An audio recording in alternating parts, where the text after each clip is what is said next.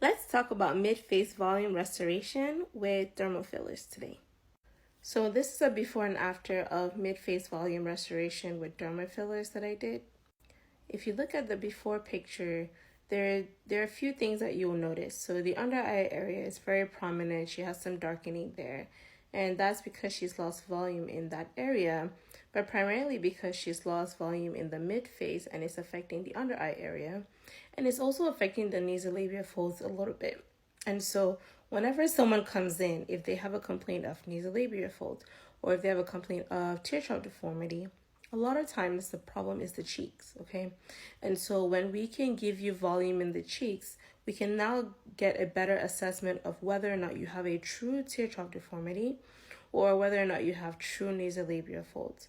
Because a lot of times when you come in and you say, I want nasolabial fold filler, and someone actually puts it in there, it gives you a very puffy chink mug like look, okay? And this area, you don't need too much filler in that particular area, but it's very easy to lose volume in the mid face. This happens naturally with aging. A lot of people, ethnically, some Black people will have this as a form of aging, as a sign of aging. It also happens if you lose weight and gain weight a lot. So the yo-yoing of your weight will weaken the elasticity of the skin in this area, and so you'll get volume loss in this area. And believe it or not, I was just reading up on this, but apparently stress, when you have high levels of stress, it will steal fat from here, which is amazing. But yeah, so what we ended up doing is we did 2 syringes of fillers, 1 on each side.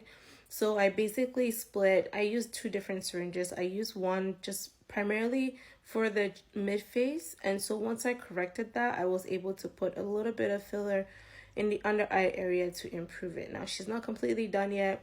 We are planning to do 1 more filler to just finish the look, but I like to take things very gradually because I like to see how the filler settles and to see how it looks. So she came back for a follow-up. I liked how it looked, but I felt like she still needed to wait a little bit before we completed the look.